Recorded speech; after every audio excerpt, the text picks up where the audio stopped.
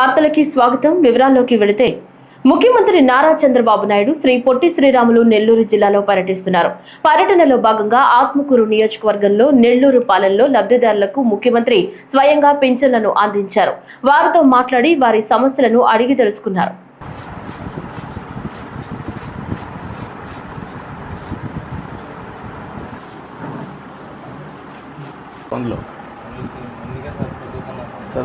చదువుకొని నెక్స్ట్ లెవెల్లో ఎట్లా చేయగలుగుతావు, ఏం చేయగలుగుతావు?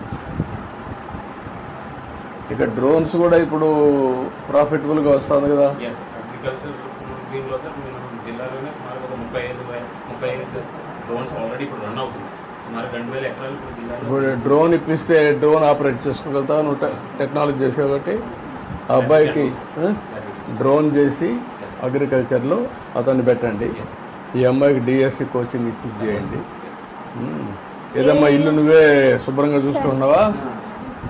బాగానే పెట్టుకున్నావు మా ఇల్లు, సంతోషం. క్లీన్గా పెట్టుకున్నావు, బాగుంది.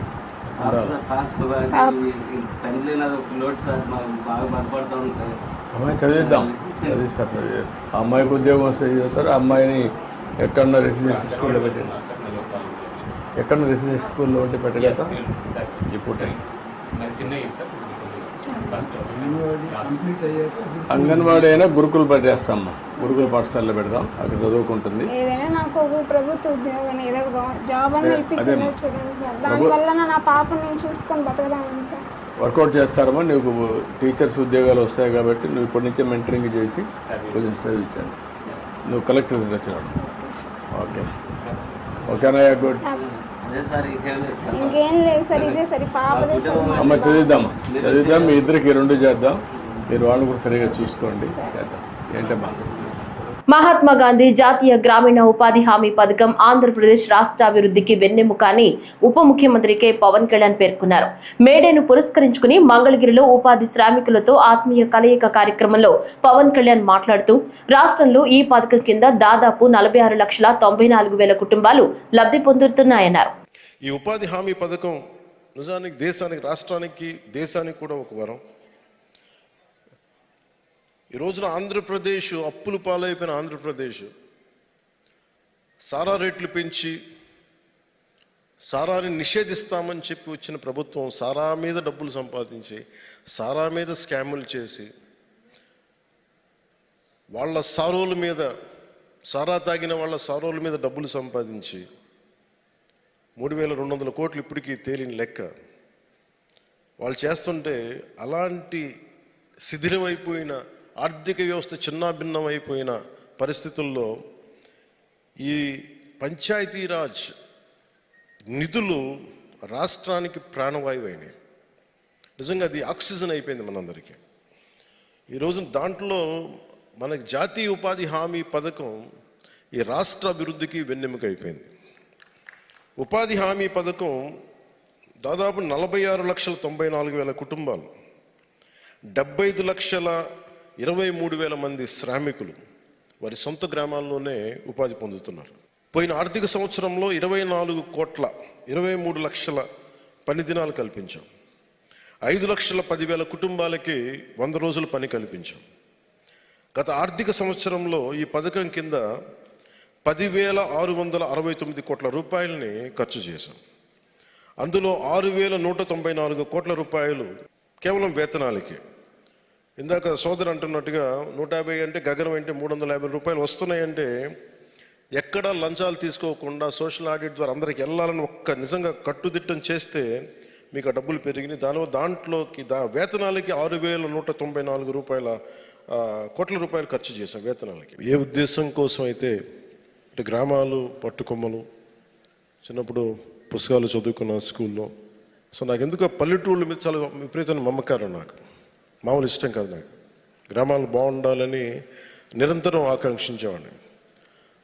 అందుకే నేను ఒక 8 ఎకరాలు ఇప్పుడు ఒక పొలం కొనుక్కున్నాను చాలా సంవత్సరాల క్రితం, దాదాపు ఒక 25 సంవత్సరాల క్రితం అనుకున్నాను. సో దాంట్లో ఇప్పుడు నేను మీకు మూగ జీవాలకి నీటి సౌకర్యాలు కానీ లేదంటే ఇవన్నీ ఎక్కడి నుంచి వచ్చినాయి, లేదంటే మీ శ్రమని గుర్తించడానికి ఎందుకు ఆ మనసు ఉంది అంటే నాకు ఆ శ్రమ విలువ తెలిసిన వాడిని. అంటే కండ కరిగించేవాళ్ళే కనుక లేకపోతే, రక్తం ధారపోసేవాడు లేకపోతే ఎత్తైన కట్టడాలు ఎన్నైనా కట్టలేం, పచ్చదనం ఉండదు, హరితహారాలు చేయలేం, లేదంటే గ్రీన్ రెవల్యూషన్స్ రావు. అందుకని ఎవరైతే శ్రమ పడతారో వారికి ముందస్తుగా ఇవ్వాల్సింది కూలీ అనే పదం కంటే కూడా వారిని శ్రామికుడు, ఈ దేశాన్ని నిర్మించే శ్రామికులు వీళ్ళు. మీరు ఉపాధి కూలీలు కాదు, మీరందరూ దేశ నిర్మాణంలో చెమటోడ్చి దేశం నిర్మాణం చేసే శ్రామికులు. అందువల్ల ఈ రోజు నుండి మిమ్మల్ని ఉపాధి శ్రామికులుగానే పిలుస్తాం. ఆ గౌరవం ఇవ్వాల్సిన అవసరం మా అందరి మీద ఉంది. ఎందుకంటే ఏ పని చేసినా చాలా చిన్నతనంగా ఉంటుంది. ఒక ఇంజనీరే గొప్పవాడా, ఒక సైంటిస్టే గొప్పవాడా, ఒక డాక్టరే గొప్పవాడా, చెమటోడ్చి పనిచేసే శ్రామికుడు గొప్ప, అది నేను తగ్గించడం నాకు ఎప్పుడు ఇష్టం ఉండదు. రాష్ట్ర వ్యాప్తంగా ఎన్టీఆర్ భరోసా పింఛన్ల పంపిణీ కార్యక్రమం కొనసాగుతోంది. ఈ ఉదయం నుంచి సచివాలయ సిబ్బందితో పాటు రెవెన్యూ సిబ్బంది కలిసి పింఛన్ల పంపిణీ కార్యక్రమాన్ని చేపట్టారు. మొత్తం 63,13,812 మంది పింఛన్ తీసుకోవాల్సి ఉండగా ఇప్పటికే 54,80,761 మంది పింఛన్ అందుకున్నారు. దీంతో ఇప్పటి వరకు 86.81% పింఛన్ల పంపిణీ పూర్తయింది.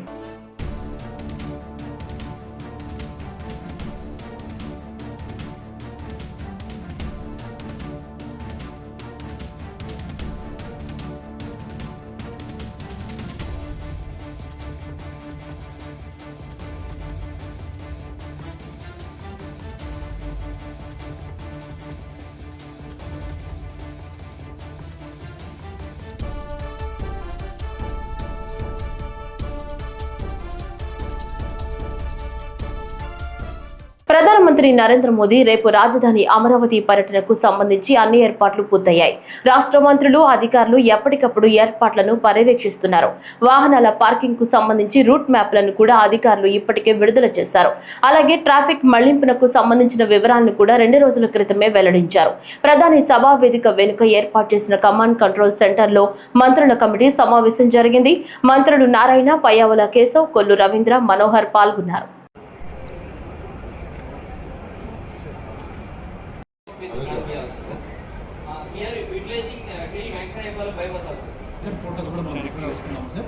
Officers should be available. As I already told in the group that only one officer from each team should be present. All other officers may leave the hall. Nobody should stand. ఎవరు నిలబడకూడదండి, ఎవరు నిలబడకూడదు, బయట వెళ్ళిపోండి. ఎవరు సంబంధించిన officer వాళ్ళు మాత్రమే ఉండాలి. Other second level officers.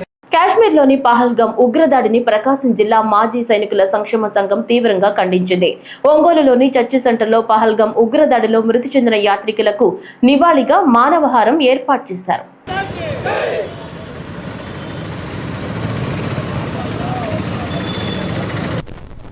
మేమందరం మానవహారం నిర్వర్తించుకు వచ్చినాము. ముఖ్యంగా కాశ్మీర్కి అతి సమీపంలోనున్న పహల్గామ్ అనే టూరిస్ట్ ప్లేస్లో జరిపిన దాడిలో 26 మంది అసూలు బాసినారు. ఇది అమానుషం, ఉగ్రవాదుల దాడి అని పేర్కొన్నారు.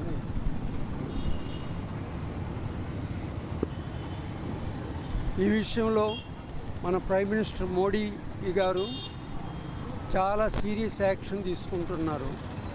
సీరియస్ యాక్షన్లో మొట్టమొదటిది ఇండస్ అంటే సింధు నది వాటర్స్ని పాకిస్తాన్కి పోయే వాటిని ఆఫ్ చేయటం జరిగింది. 2, అన్ని వీసాలు క్యాన్సిల్ చేసి వాళ్ళ ఎంబాసీని కూడా ఇక్కడి నుంచి తరలించారు. ఇది అతి దారుణమైన చర్యగా మేమందరం ఖండిస్తున్నాం.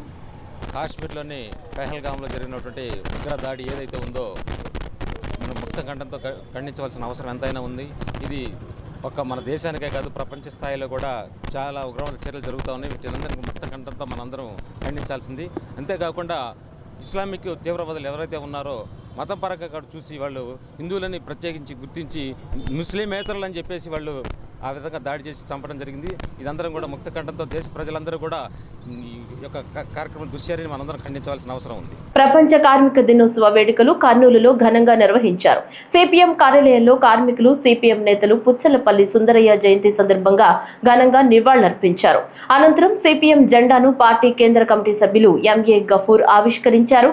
కార్మికులు ఐకమత్యంగా ఉంటే సమస్యలు సులువుగా పరిష్కారం అవుతాయని ఆయన సూచించారు. 8 గంటల పని విధానం కోసం 150 సంవత్సరాల కిందట వాళ్ళు చేసినటువంటి పోరాటాలు ఎంతో ఆదర్శనీయం.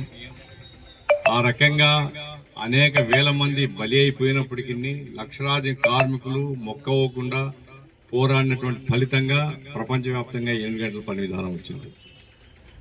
భారతదేశంలో తిరోగమన రాజకీయాల్లో మనం ఉన్నాం. మన దేశంలో రాజకీయాలు ముందుకు సాగడం వెనుక పట్టుబడుతుంది. అభివృద్ధి నిరోధక శక్తులు, మతోన్మాద శక్తులు అధికారంలోకి వచ్చాయి. ఈరోజు లేబర్ కోడ్స్ అనేటువంటివి అమలు చేయబోతున్నారు. లేబర్ కోడ్స్ అమలు చేయడం అంటే 8 గంటల పని విధానం రద్దు కావడమే. లేబర్ కోడ్స్ అమలు చేయడం అంటే కార్మికులకు చట్టబద్ధంగా ఉండేటువంటి హక్కులు తొలగించబడ్డమే. లేబర్ కోడ్స్ అమలు చేయడం అనేటువంటిది పెట్టుబడిదారుల కోరిక. పెట్టుబడిదారుల యొక్క లాభాల కోసం వాళ్ళకు లొంగి అణిగి మణిగి ఉండేలా కార్మిక వర్గాన్ని అంచివేయడం కోసం చేసేటివే లేబర్ కోడ్స్. బీజేపీ ప్రభుత్వం ఆ లేబర్ కోడ్స్ తీసుకుని వచ్చింది. దానికి వ్యతిరేకంగా కార్మిక వర్గం పోరాడుతుంది. సిపిఎం పార్టీ అన్ని విధాల కార్మిక వర్గానికి అండగా ఉండి ఆ పోరాటాల్లో చురుగ్గా పాల్గొనాలి. ఆ పోరాటాన్ని ముందుకు తీసుకొని పోవాలి. రేపు 20వ తేదీ దేశవ్యాప్త సమ్మెకు ఇటువంటి వాతావరణాన్ని కోరుకుంటున్నాం. కష్టజీవులు ఐక్యంగా ఉంటేనే మన పోరాటాలు ముందుకు పోతాయి. కష్టజీవులు ఐక్యంగా పోరాడితేనే ప్రభుత్వాన్ని ఎదిరించగలుగుతాం. కష్టజీవుల మధ్య మతం పేరుతో గాని, కులం పేరుతో గాని, ప్రాంతం పేరుతో గాని వచ్చే విభజన అంతిమంగా కార్మిక వర్గాన్ని నష్టం చేస్తుంది. శ్రీకాకుళం జిల్లాలో కార్మిక సంఘాల ఆధ్వర్యంలో మేడే వేడుకలు నిర్వహించారు. శ్రామికుల శ్రమదోపిడికి చర్మగీతం పాడి కార్మికులు తమ హక్కుల కోసం సుదీర్ఘ నిరంతర పోరాటాల త్యాగాల ఫలితమే ఈ మేడే విజయమని కార్మిక సంఘాల నాయకులు అన్నారు.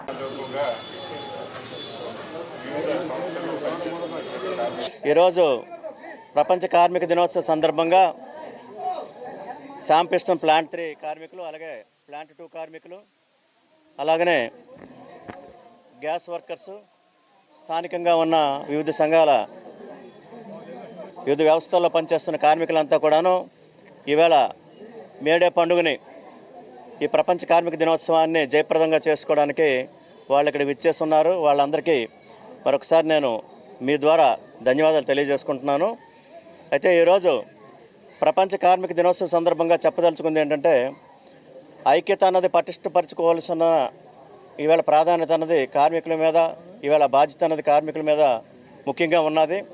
ఎందుకంటే ఈవేళ యాజమాన్యాలు కానీ, వాళ్ళకి అనుకూలంగా పనిచేస్తున్న ప్రభుత్వ రంగ సంస్థలు కానీ ఈరోజు ఈ మొత్తం కార్మిక హక్కుల్ని నాశనం చేయడానికి ప్రయత్నిస్తున్నారు. వాళ్ళని ఒంటరి చేసి ఈరోజు వాళ్ళ తాలూకా ఐక్యతను విచ్ఛిన్నం చేసి వాళ్ళ పబ్బం గడిపించుకోవడానికి ప్రయత్నిస్తున్నారు. అనేకమైన చట్టాలు, ఈవేళ బ్రిటిష్ చట్టాలు కానీ, ఈవేళ పారిశ్రామిక వివాదాల చట్టం 1947, అలాగనే వర్క్మెన్స్ కాంపెన్సేషన్ చట్టం 1923, అలాగనే ఈక్వల్ రెమ్యునరేషన్ యాక్టు, ఈవేళ స్త్రీలకి పురుషులకి సమానమైన వేతనం ఇవ్వాలనేసి ఆ చట్టం కానీ, కనీస వేతన చట్టం, అలాగే బాల కార్మికుల నిర్మూలన చట్టం అనేది, ఇలాగ అనేకమైన చట్టాలు వాటిల్లో ఉన్న కార్మికులకు రావాల్సిన ఫలితాన్ని పోగొట్టే ఉద్దేశంతో ఇవాళ కేంద్ర ప్రభుత్వం 3 కోడ్లుగా తయారు చేసింది.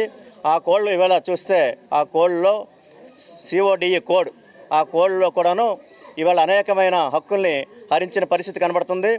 మరి ఈరోజు కార్మికులు ఐక్యంగా పటిష్టమయ్యి ఈవేళ వాళ్ళ తలకు హక్కుల కోసం పోరాడితే తప్ప ఈవేళ ఉన్న హక్కులు కోల్పోయే పరిస్థితి ఉన్నది. మేడే స్ఫూర్తితో మే 20 దేశవ్యాప్త సమ్మె జయప్రదం చేయాలని 139వ మేడే సందర్భంగా పాలకొండ పట్టణ మండల కేంద్రాల్లో జెండా ఆవిష్కరణలు, ర్యాలీ, సమావేశాలు సిఐటియు మండల కమిటీ ఆధ్వర్యంలో నిర్వహించారు. ఈ సందర్భంగా సిఐటియు జిల్లా అధ్యక్షులు దావాల రమణారావు పిలుపునిచ్చారు. 4 లేబర్ కోడ్స్ రద్దు చేయాలని, కేంద్ర ప్రభుత్వ కార్మిక కర్షక వ్యతిరేక విధానం నశించాలని, ఆబ్కాస్లో ఉన్న కాంట్రాక్ట్ అవుట్ సోర్సింగ్ కార్మికులతో పాటు స్కీమ్ వర్కర్లు రెగ్యులర్ చేయాలని, సుప్రీంకోర్టు తీర్పు ప్రకారం సమాన పనికి సమాన వేతనం ఇవ్వాలని, ప్రభుత్వ రంగ సంస్థలు అమ్మకం, ప్రైవేటీకరణ ఆపాలని, అసంఘటిత రంగ కార్మికులకు పీఎఫ్, ఈఎస్ఐ ఉద్యోగ భద్రత కల్పించాలని, ఆటో మోటార్, హమాలీ రంగాల కార్మికులకు సంక్షేమ బోర్డు ఏర్పాటు చేయాలని, భవన నిర్మాణ కార్మికులు బీఓసీ బోర్డును పునరుద్ధరించాలని, కనీస వేతనాలు 26,000 ఇవ్వాలని డిమాండ్ చేశారు. 8 గంటల పనిదినాన్ని కాపాడుకుంటాం, 4 లేబర్ కోడ్లు రద్దు చేయాలని చెప్పి 139 మేడే సందర్భంగా మేడే స్ఫూర్తితో దేశవ్యాప్తంగా మే 20 సార్వత్రిక సమ్మె జయప్రదం చేయాలని చెప్పి సిఐటియు ఈ మేడే సందర్భంగా పిలిపిస్తుంది. ద్వారా ఆఫ్కోర్స్ ఉన్న అవుట్ సోర్సింగ్ కాంట్రాక్ట్ కార్మికులు, స్కీమ్ వర్కర్లు అందరినీ కూడా పర్మనెంట్ చేయాలని చెప్పి, అలాగే భవన నిర్మాణ సంక్షేమ బోర్డుని రెన్యూ చేయాలని చెప్పి, ఆటో కార్మికులు, మోటార్ కార్మికులకి వెల్ఫేర్ బోర్డు ఏర్పాటు చేయాలని చెప్పి, హమాలీలు, వివిధ కళాశాలలు అందరూ కూడా సంక్షేమ పథకాలు అమలు చేసి కార్మిక చట్టాలు పకడ్బందీగా అమలు చేయాలని చెప్పి, ప్రభుత్వ రంగం అమ్మకాలు, ప్రైవేటీకరణ ఆపాలని చెప్పి, కేంద్ర రాష్ట్ర ప్రభుత్వ కార్మిక కర్షక వ్యతిరేక విధానాలు నశించాలని చెప్పి ఇవాళ మేడేతో ప్రతిజ్ఞ చేయడం జరుగుతూ ఉంది. కార్మిక హక్కుల పరిరక్షణ కోసం మేడే స్ఫూర్తితో రేపు మే 20 సార్వత్రిక సమ్మెను జయప్రదం చేయాలని చెప్పి మేడే సందర్భంగా కార్మిక వర్గానికి పిలిపివ్వడం జరుగుతూ ఉంది. రాష్ట్ర వ్యాప్తంగా 1వ తేదీనే ప్రజలకు పింఛన్లను పంపిణీ చేస్తున్న ఘనత ఎన్డీఏ ప్రభుత్వానికే దక్కుతుందని తిరుపతి శాసనసభ్యుడు ఆరుని శ్రీనివాసులు అన్నారు. తిరుపతిలో ఈ రోజు ఆయన లబ్ధిదారులకు ఉదయం స్వయంగా పింఛన్లను అందజేశారు. ఈ సందర్భంగా ఆయన మాట్లాడుతూ తిరుపతి నియోజకవర్గంలో 18,666 మంది లబ్ధిదారులకు 8,25,00,000 రూపాయలను పంపిణీ చేస్తున్నట్లు చెప్పారు.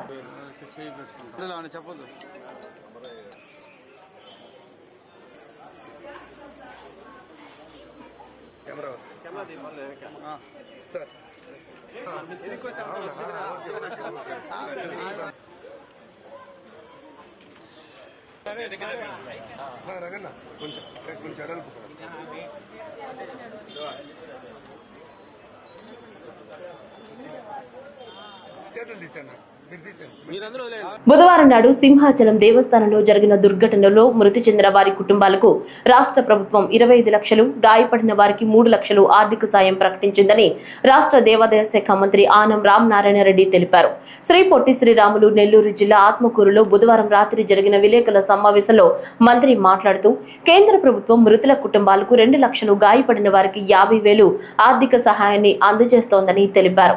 వరాహ లక్ష్మీ నరసింహస్వామి ఆలయంలో ప్రకృతి వైపరీత్యం వల్ల భారీ వర్షాలు, ఉరుములతో కూడినటువంటి జల్లులు, పిడుగులతో కూడినటువంటి గాలులతో అక్కడ ఆ ప్రాంతం అంతా కూడా ఇబ్బందికరమైన పరిస్థితి వచ్చి లక్షలాది మంది భక్తులు లక్ష్మీ నరసింహస్వామి యొక్క నిజరూప దర్శనానికి వస్తూ ఆ సమయంలో ఒక గోడ కూలి ఆ భారీ వర్షం వచ్చినటువంటి నీరు జలపాతంలా పారి దానివల్ల 7 భక్తులు చనిపోవడం జరిగింది.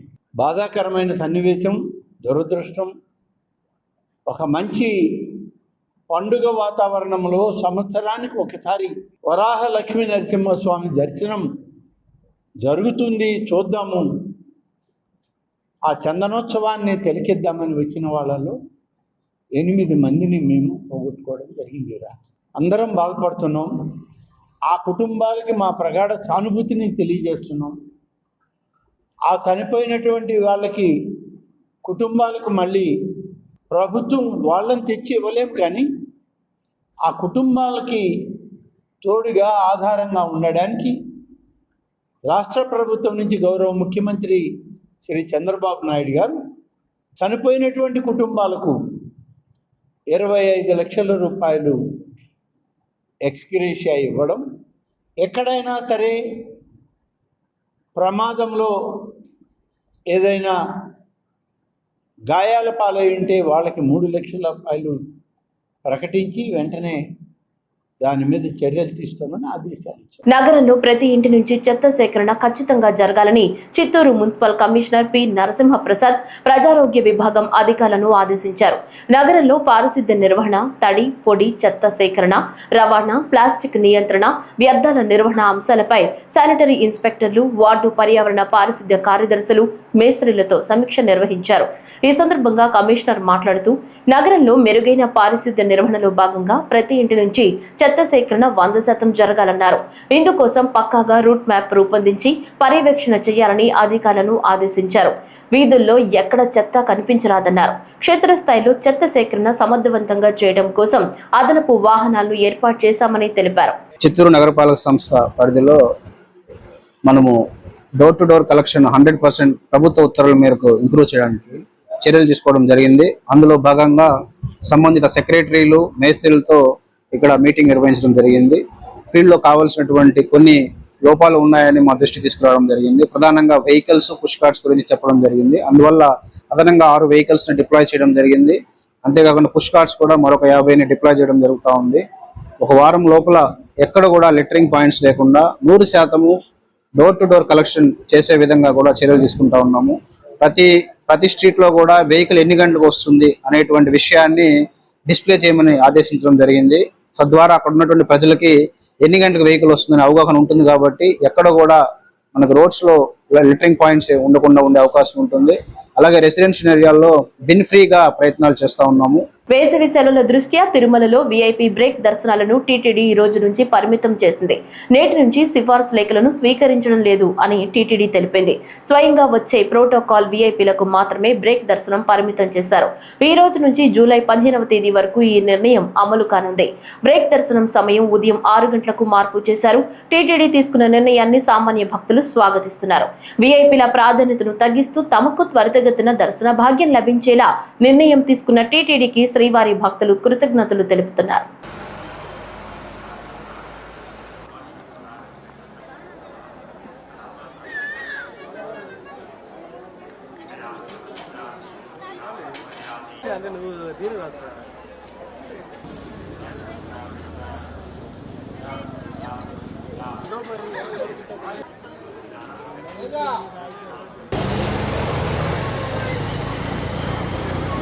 రెండో విడత రీసర్వేని పక్కాగా నిర్వహించడం కోసం అన్ని చర్యలు తీసుకుంటున్నామని బద్వేల్ ఆర్డీఓ చంద్రమోహన్ తెలిపారు.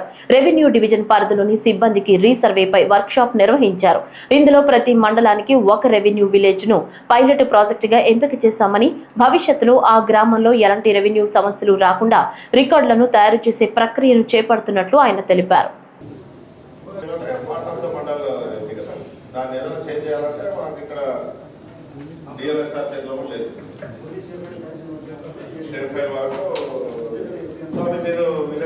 అవినీతికి పాల్పడితే కఠిన చర్యలు తీసుకుంటామని కర్నూలు జిల్లా ఏసీబీ డీఎస్పీ సోమన్న తెలిపారు. ఏసీబీ నూతన డీఎస్పీగా సోమన్న జిల్లా అవినీతి నిరోధక శాఖ కార్యాలయంలో పదవీ బాధ్యతలు స్వీకరించారు. ఈ సందర్భంగా ఆయన మీడియాతో మాట్లాడుతూ ఎవరైనా అధికారులు, ప్రభుత్వ ఉద్యోగులు అనధికారికంగా వ్యవహరిస్తే తక్షణమే ఏసీబీకి సమాచారం ఇవ్వాలని కోరారు. గతంలో ఉన్న టోల్ ఫ్రీ నెంబర్ 1064గా మారిందని తెలిపారు. Director general of police DG గారి ఉత్తర్వుల మేరకు ఇక్కడ పోస్టింగ్ చేయడం జరిగింది. కాబట్టి ఏసీబీ డిఎస్పీగా ఛార్జ్ తీసుకున్నాను. తర్వాత ఇంతకుముందు నేను ఈ కర్నూలు జిల్లాలోనే పనిచేసినాను. ఎస్ఐ కానీ, సిఐ కానీ కూడా పనిచేసినాను. తర్వాత ఆదోని డిఎస్పీ కూడా పనిచేసినాను. తర్వాత ఇక్కడికి వచ్చిన తర్వాత ఏసీబీ ఇది కొత్త విధులు. ఈ సందర్భంగా తెలియడం ఏమంటే ఈ అవినీతి అనేది ర్యాంపెంట్గా ఉంది. దీన్ని కంట్రోల్ చేయాలనే ఉద్దేశంతో డబ్బు ఎవరైనా డిమాండ్ చేస్తే మాకు ఏసీబీ వాళ్ళకి చెప్పితే మేము ఖచ్చితంగా యాక్షన్ తీసుకుంటాము. తర్వాత డిమాండ్ చేసిన వాళ్ళపైన ఖచ్చితంగా చర్య ఉంటుంది. మరియు కంప్లైంట్ల పైన వాళ్ళ పేర్లు బయటకు రాకోకుండా వాళ్ళకి ఫుల్ ప్రొటెక్షన్ ఉంటుంది. వాళ్ళు నిర్భయంగా మాకు వచ్చి చేయొచ్చు. వాళ్ళపై వాళ్ళని సీక్రసీ మెయింటైన్ చేస్తాము. రాబోయే రోజుల్లో ఉష్ణోగ్రతలు మరింత పెరిగే అవకాశాలున్నాయని వాతావరణ శాఖ తెలియజేస్తోంది. రాష్ట్ర వ్యాప్తంగా ఇప్పటికే సూర్య తాపానికి ప్రజలు ఇబ్బందులు ఎదుర్కొంటున్నారు. ఇకపై రాబోయే రోజుల్లో అధిక ఉష్ణోగ్రతలతో పాటుగా వడగాల్పులు కూడా తోడవుతాయని ప్రజలు ఆరోగ్యపరంగా తగు జాగ్రత్తలు తీసుకోవాలని సూచిస్తున్నారు.